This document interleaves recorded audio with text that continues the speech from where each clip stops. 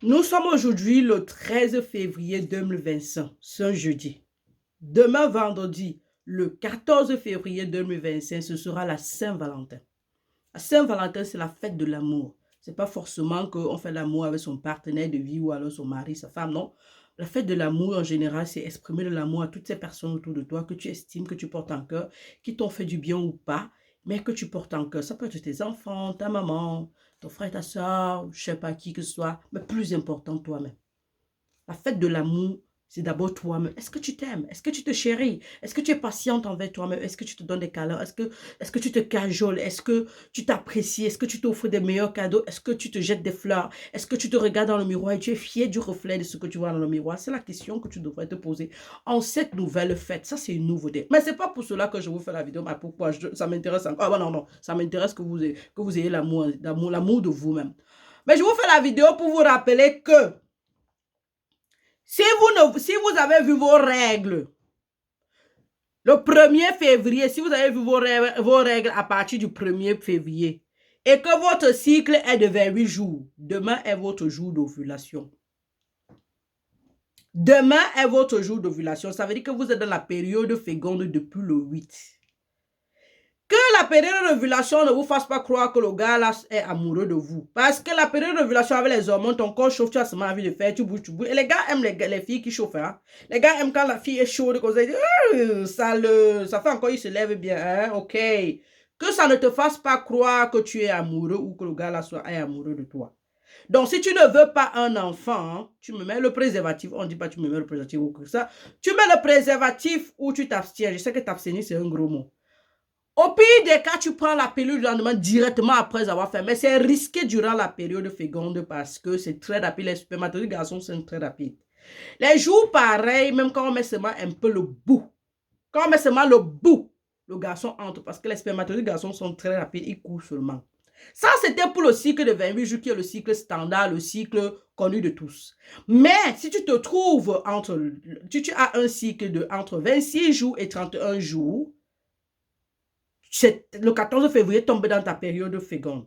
La période féconde va de 5 jours avant l'ovulation à 2 jours après l'ovulation, qui est parce que les spermatozoïdes vivent environ 5 jours, 3 à 5 jours dans le corps de la femme. Donc, si tu fais le rapport le jour d'ovulation, même après 2 jours, tu peux toujours tomber enceinte de ça. Donc, ça veut dire que si tu ne fais pas les rapports le 14 et tu peux faire le 15 ou le 16, tu peux toujours tomber enceinte. D'accord.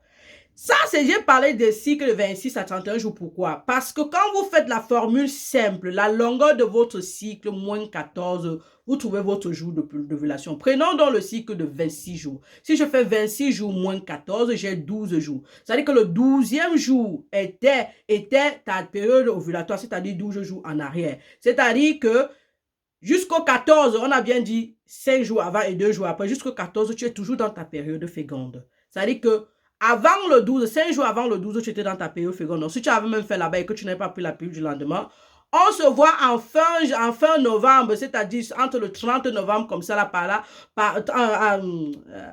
vers le 30 novembre, par là, ou avant, 2 semaines avant, pour recevoir ce nouveau bébé et le laver, ou alors je viens chez toi en début décembre pour le laver et qu'on fasse le voir bébé.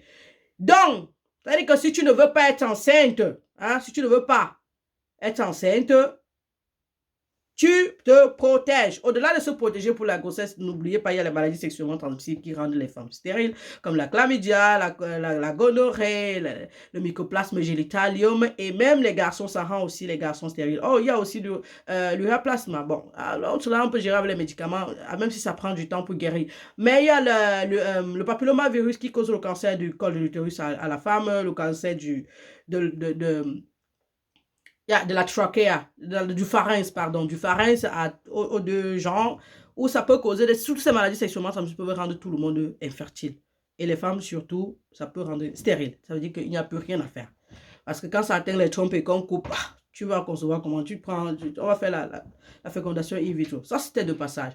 Donc, revenons. Si on fait la formule, comme je l'ai dit, ça veut dire que dorénavant, si tu veux compter ton cycle, tu comptes de la date de tes règles, c'est-à-dire du premier jour de tes règles jusqu'à la veille de tes prochaines règles. Tu comptes ça sur le calendrier 1, 2, 3, 4, tu comptes, ça te donne 28 jours, en laissant le cycle standard, ça te donne 30 jours. Pour trouver ton jour d'ovulation, tu prends 30 moins 14, tu trouves 16. 16, c'est le 16e jour de ton cycle. 16 qui est le 16e jour de ton cycle est la date d'ovulation. Ça peut tomber un 20 quelque chose, un 10 quelque chose, je ne sais pas trop quoi, mais le 16e jour. Tu notes ça que la date d'ovulation. Tu comptes 5 jours en avant, 2 jours après, et c'est là que tu peux tomber enceinte.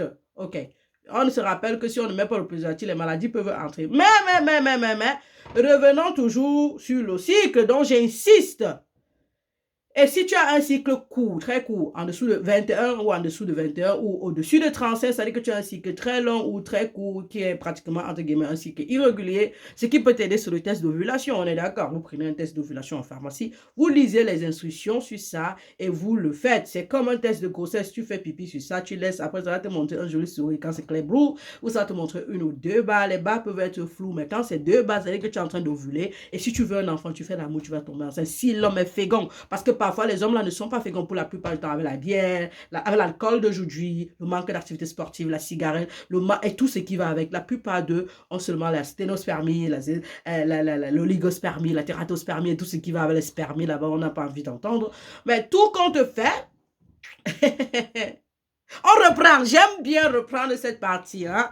Si tu as vu tes règles le 1er février, et que tu as un cycle compris entre 26 jours et 31 jours, peut-être même 32 ou 33, bon, comme c'est plus long. Oui, quelque chose comme ça. Le 14 février est dans ta période féconde. Ça veut dire que si tu ne veux pas tomber enceinte, tu ne fais pas, ou tu mets le préservatif. Au pire des cas, tu utilises la pilule le lendemain avec le risque que la grossesse entre quand même. Si tu insistes et que tu ignores ce que je dis ou tu ignores ma vidéo, on se voit le 30 novembre pour accueillir le bébé, ou 2 semaines avant. On est d'accord? Est-ce qu'on est d'accord? Oh, j'ai trop parlé. Ah, voilà.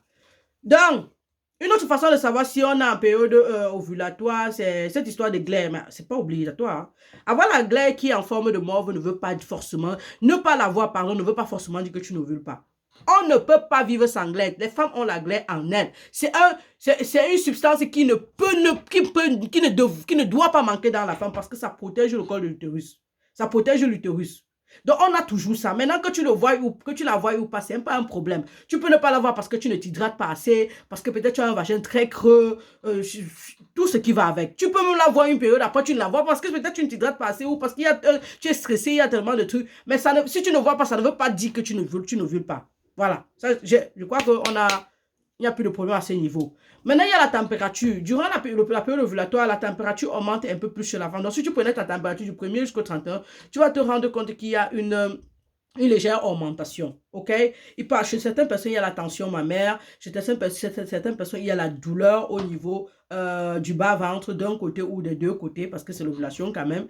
Et donc, si tu as la dystrophie ovarienne, non seulement le test d'ovulation reste ton meilleur recours tout le mois, mais aussi les compléments alimentaires qui contiennent l'inocitol et l'acide folique vont beaucoup t'aider à ovuler parce que ça va stimuler ton ovulation. Je crois que dans cette vidéo, j'ai donné plus qu'il en fallait. Hein. J'ai parlé... Oh non, bref, c'est la Drame de la Santé 3.0. Docteur s'intéresse, infirmière. Cheers!